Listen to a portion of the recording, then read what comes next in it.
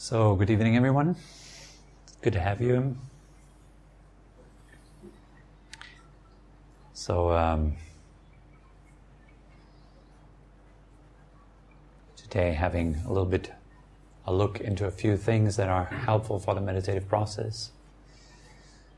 Well, three kind of things that we should consider when practicing that are all very important, kind of cornerstones of the practice.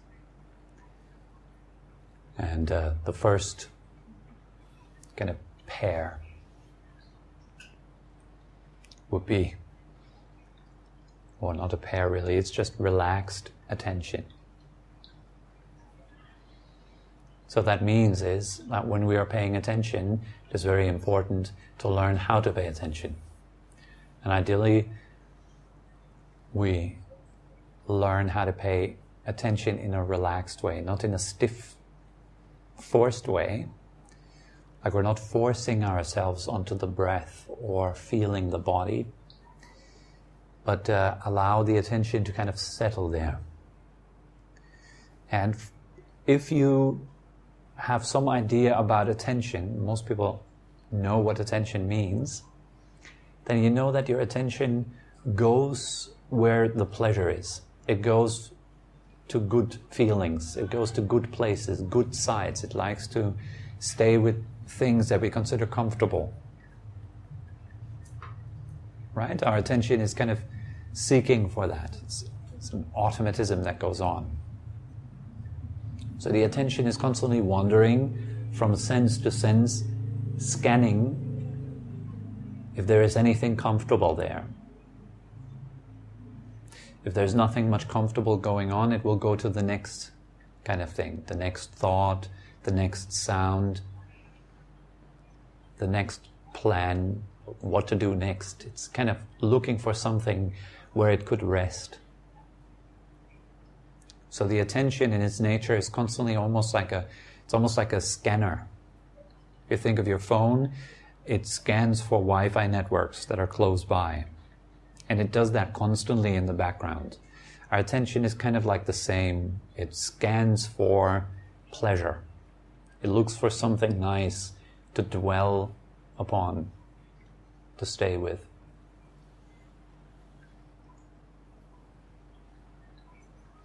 And so instead of saying, well, I'm just going to stay with the breath with a neutral object, it will not work. It is all about trying to find some comfort in the breath, because if you're not finding some comfort in the breath, then you will not stay with the breath. It will not feel nice there. If it doesn't feel nice, there's absolutely no reason for your attention to stay there. Right? So it's really, really important to find something nice in your breath. And that is a skill that we need to train, because we're not really used to looking at things that are seemingly very neutral and to look for something good in it. And our mind is more trained to find fault, to find mistakes, to find what's wrong, for most people at least. The mind is going around and it quickly finds out what doesn't work out. Quickly finds your mistakes. You've been distracted again. The mind is there very fast. It immediately knows when you're making a mistake. Why? Because we're primed. Our culture is priming us. You can say our societies are priming us to work perfectly, to function like clockwork. Day in, day out. You need to function perfectly. You need to always be happy. No excuse. You need to always come to work. If not, something is wrong with you. If you're ill, something is wrong with you. You can't even afford to be ill. Sickness is a mistake. Shouldn't be there.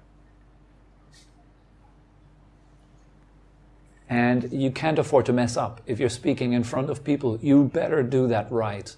There's a whole lot of pressure. There's a whole lot of pressure on each one of us each day to be accepted by your peers, by the group around you, by your social network. And I don't mean Facebook by that. That's not a social network. It's a computer screen. A social network is the people that we are surrounded by, the actual in-flesh people that we are interacting with, hopefully. That network gives you a sort of a feedback of how you perceive yourself. It can do so. It can give you a feedback. What are the roles that you are playing outside of your house? Is there a difference between the private you and the public you? Is there a difference between the Facebook post you and the actual fact you?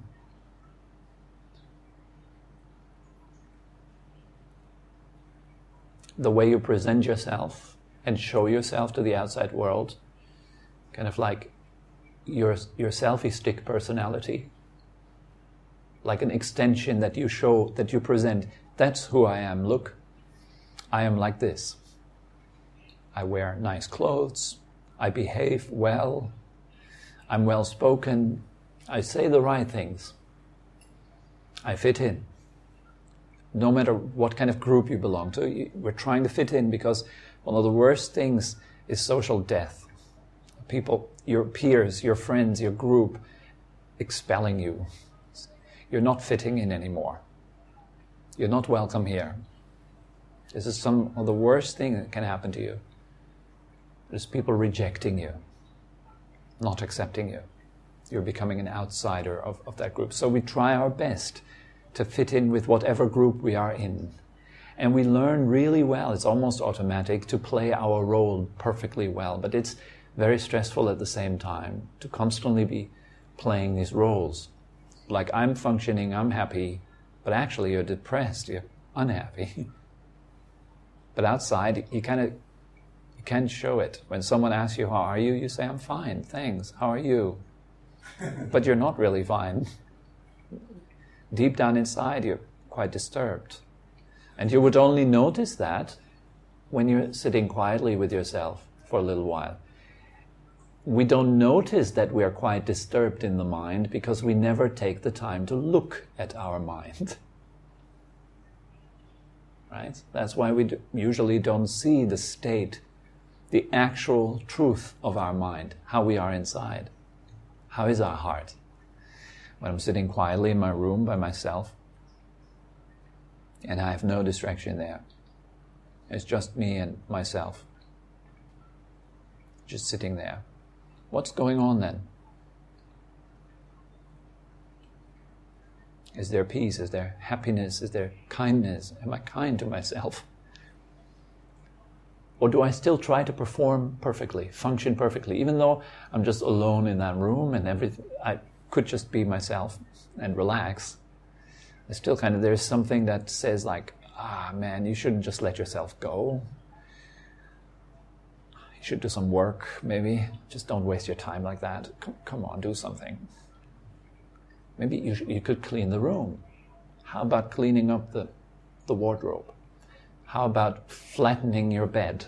Your bed sheets are not flat enough. All of a sudden, things that are usually not bothering you, they become really important because you're just alone there with yourself and it's like desperate. We're trying to find something to get out of us. Like attention is seeking some sort of fix outside around. And we have to learn, here's the opportunity, right? We have to learn to stay with that, not give in. And that's when you're kind of a little bit outside of your comfort zone. And as we all know, outside of your comfort zone, that's where the magic happens. It's where you're expanding, where there is growth, learning. You're in the unknown. You don't know what's going to happen. You're sort of an explorer there. It's going into uncharted territory. The unknown me. There's this first insight for many people. I call it the first big insight. It is to see the state of your mind. It's actually really messy. It's no wonder that it is the case, that the mind is really messy, because what we are feeding it day in and day out is creating a whole lot of mess. Our childhood, our upbringing, our culture, society, parenting, all that. It's playing out its roles in our subconscious and conscious mind. Constantly a voice in your head telling you how you should be right now and what should be the case. I know that is the case right now, but it should not be there. Something I should feel happy right now. Why am I not feeling happy? And then you want to stay with that and look. What's going on there? And here you learn to kind of relax your attention around yourself. Very, very relaxing to just look at yourself. No pressure, just exploring a little bit. So no, it's very kind, very warm. You're giving some attention to yourself. It's almost like somebody that's really interested in you. We all like that, right? Like you have someone that talks with you, the other side of the table, you have a great dinner together, and that person really wants to know everything about you. It's like, what? You've been sailing for 2 years? Wow! How was that? Haven't you felt alone? And I've heard you can see all the stars at night. Tell me everything about it. Did you watch the stars? How did you feel doing that? Like, they want to know about you. What? You had great success? Tell me more about it. How did you do this?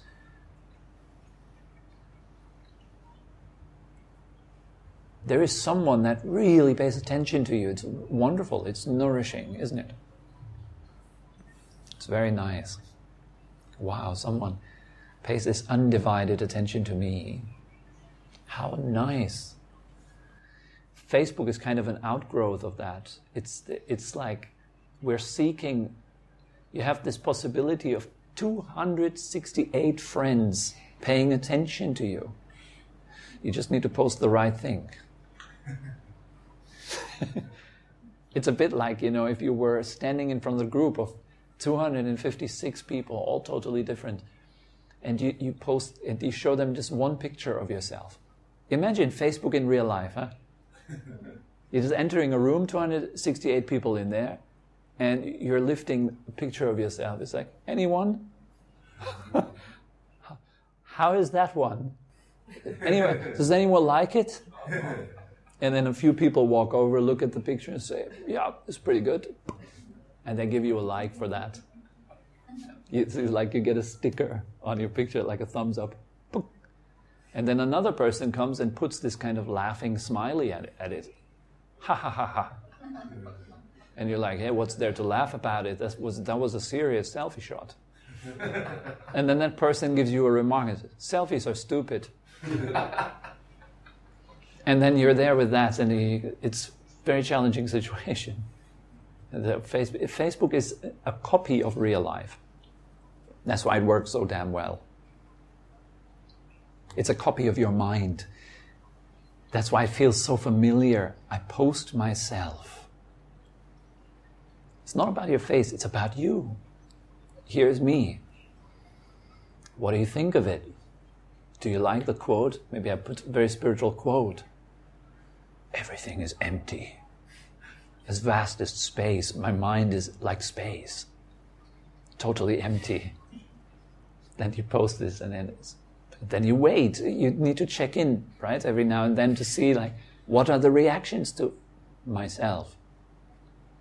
This is not the post. It's you that stands there on the wall. So in a way, it's like very risky, right? You're putting yourself out there.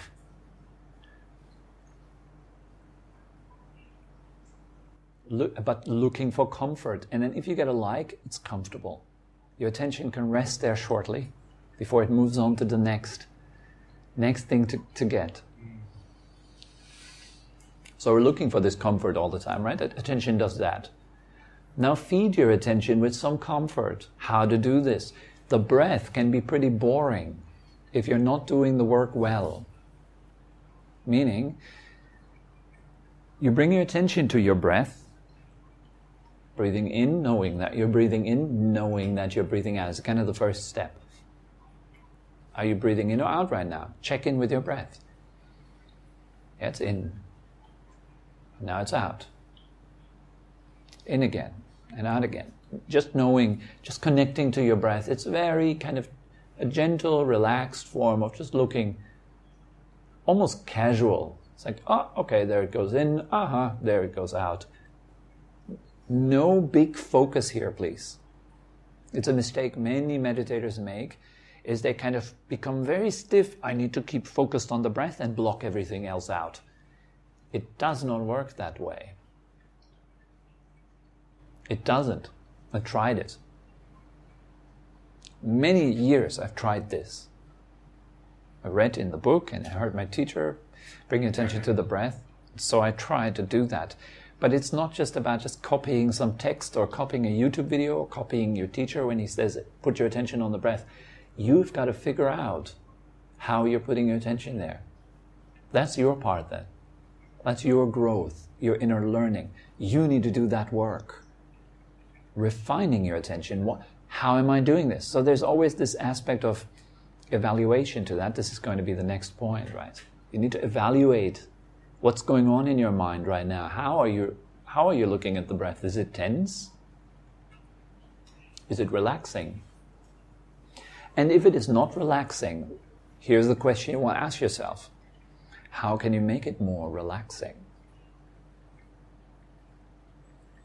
And then don't feel shy to employ visualization.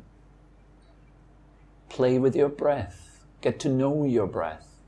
Breathe in through the soles of your feet. Yeah, but I'm not breathing out. I'm breathing in through my nose. What does it mean? And not breathe in through the soles of your feet. Imagine it. Imagine you were breathing in through the soles of your feet or through your ears, pulling the air into your head through your ears. If you imagine that well, then you start to get a feeling, actually, that you're breathing through your ears. It's something for you to explore, and that's interesting. And once it is interesting, you want to make it comfortable, and it becomes even more interesting. Breathing in through my ears, filling my head with air. How can you make that more comfortable? Well, maybe as you're breathing out, can you feel kind of a melting sensation? Play with it. Discover it. Make it work. This is kind of the thing, right? You have to focus on the breath. You're left with that. Very often you're left with that. Focus on the breath. And then all the neurotic personality traits go and start focusing on the breath. Like your anger, focusing on the breath. Your impatience, focusing on the breath. And we all know that from yoga practice. If you do any yoga or any exercise, if you let your anger do the yoga, you end up incredibly sore. You will injure yourself. You try to push for it. Why am I not able to do the splits just yet? So you're pushing and something rips. There's too much ego. You need to relax. Soften. Relaxing the attention. It takes a lot of time. And we all have that time. And it's fine to take it. It's a wonderful process. And with each kind of thing that happens on that path, you learn something new about the breath. Try breathing through your heart. Can you breathe into your heart? What does that do to your emotional state? Imagine that the air came into your heart as you breathe in. As you breathe out, imagine it sinks into your belly. Or you're breathing in through all of your pores, breathing with the entire body, breathing out through all of your pores. Imagine, feel. Use visualization, play with your breath until it's really interesting and comfortable. And then relax your attention on it. That will be super easy to relax your attention there. It'll happen automatically. It's like, whoa, that feels weird. It feels almost like I'm floating, or it feels like I'm sinking into the ground as I breathe out. Or you go for it. If it feels really good, that's what you want. But then the mind naturally will kind of sink into it and stay there. Then the next step is allow with your breath together this comfort to expand into every facet of your being. Allow that to fill you, the joy of breathing, until you feel almost as if everything was the breath. Every feeling that you have is the breath. You're not feeling anymore that I'm breathing and the breath is filling the body, it's coming into the body. You feel that everything is breath. Every single sensation that you feel is actually the breath. You're not feeling arm or leg. You're feeling breath moving in a certain way. And that becomes really interesting, really comfortable. And you sync that again. You make that comfortable again. Calming, the Buddha calls that calming the fabrications. Calming the fabrication of the body. Calming the fabrication of the breath. Using your mind, your thought, your perception, your skills to make it really comfortable with your breath.